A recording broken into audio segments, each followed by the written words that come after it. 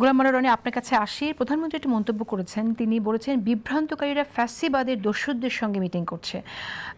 এর অর্থ কি মনে হচ্ছে যে ফ্যাসিবাদের দস্যুদের সাথে মিটিং করছে? এর আগে আমরা ফ্যাসিবাদ বলে তাদের নিষিদ্ধ করার কথা শুনেছি, আবার তাদের একটি অংশকে পুনর্বাসিত করারও একটা লক্ষণ আমরা দেখেছি, অনেককে পুনর্বাসিত হয়েছেও। এখন এই যে ফ্যাসিবাদের দস্যুদের সাথে মিটিং করে তিনি নিশ্চয়ই একটা ফ্যাক্ট বেস কথা বলেছেন, কি আসলে অর্থ দিচ্ছে, কি বোঝাচ্ছে আমাদের জন্য?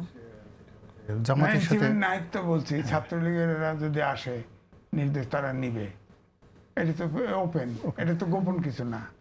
মানে এখন যেভাবে সরকারকে মোকাবেলা করার জন্য জামাতের সঙ্গে আওয়ামী লীগের একটা সমঝোতা হবে, যেহেতু আওয়ামী লীগ নিষিদ্ধ, আওয়ামী লীগ যেহেতু ফ্যাসিস্ট হিসেবে আছে, তো কাজেই সেই ফ্যাসিস্টদের বাংলাদেশে তো এজেন্ট আছে, ব্যবসায়ী আছে, আমলা আছে, সাহিত্যিক, সাংবাদিক, তো তারাই তো ফ্যাসিস্টের দোসর।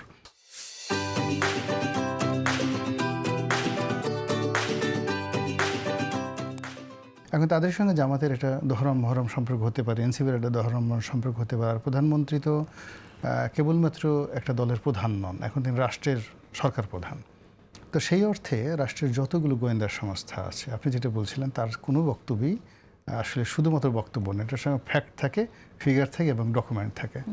তো যদি সেই ঘটনাটা রিয়েলি হয়ে থাকে যে জামাতের সঙ্গে আওয়ামী লীগের কোনো যোগাযোগ বা আওয়ামী লীগের যারা দোসর আছে তারা যদি সামহাও জামাতে এখন পাইকারি হারে জামাতে এবং এনসিপিতে যোগদান করে, রিফাইন্ড হয়ে যায়, তো এটা আসলে সরকারের জন্য তো একটা বিরাট হুমকির ব্যাপার, বিপদের বিষয়, এটা খুব সাধারণ বিষয় না। আর প্রধানমন্ত্রী এটা তো যেন তেন লোক বলেন, এটা যদি সালাউদ্দিন সাহেব বলতেন বা মির্জা ফখরুল বলতেন, ওটাকে আমরা ধরে নিতাম যে সে পলিটিক্যাল স্ট্যান্ড। প্রধানমন্ত্রী যখন করে একটা কথা বলবেন, it means that is based on fact and figure.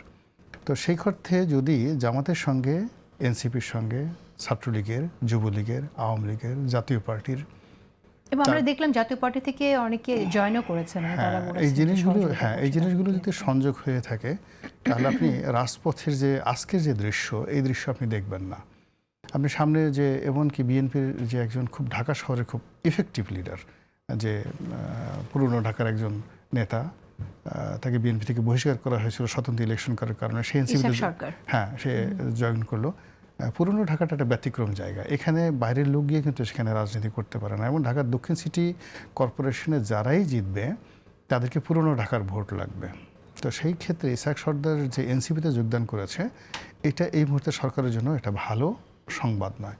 তো এভাবে যদি ধরেন বিএনপির অনেক লোক আছেন যারা 17-18 বছর টেকনাফ থেকে তেঁতুলিয়া পর্যন্ত এই দলটাকে ধরে রেখেছে, ইসাক সর্দারের মতো এরকম বেশি না, গোটা 20 লোককে যদি যে কোনোভাবে জামাত ভিড়িয়ে আনতে পারে, তাহলে তাদের লোকজন কিন্তু ওই সামনে থাকবে ইসাক সর্দাররা, আর পেছনে থাকবে আওয়ামী লীগের যারা লোকজন, তাদের ফেসগুলো আসবে না।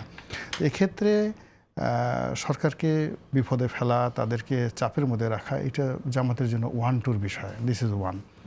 সেকেন্ড থিং হলো, আমাদের দেশে যেটা হয়, আপনি যত ভালো কাজই করেন না কেন, নর্মাল ট্রেডিশন হলো এই বছর যারা ক্ষমতায় থাকবে, পরবর্তীতে বিরোধী দল ক্ষমতায় আসবে। তো সেক্ষেত্রে 5 বছর যদি সরকার নির্বাচন দেয়, সেখানে জামাত নিশ্চিতভাবে ক্ষমতায় আসবে ইলেকশনে। এখন বিএনপি কোনো অবস্থাতে আসবে না ট্রেডিশনে। তাকে যদি বিএনপিতে নির্বাচনে আনতে হয়, তাহলে 2014 সনে যেটা আওয়ামী লীগ করেছে, 18-তে 24-এ যে কাজ করছে, ঠিক সেম কাজ তাকে র্যাগিং করতে হবে। কিন্তু তাকে যদি ভোটের মাঠে ছেড়ে দেওয়া হয়, তাহলে বিরোধী দল আমাদের দেশে সাধারণত ক্ষমতায় আসে। তো এটা তো আসলে সরকারের জন্য একটা উভয় সংকট। মানে 5 বছর পরেও জামাত আসতেছে, আবার জামাত যদি এখন রাজপথ উত্তপ্ত করে 6 মাস পরে সরকারকে টেনে হিসেবে নামানোর জন্য হুমকি দেয়, এটাও একটা বিপদ।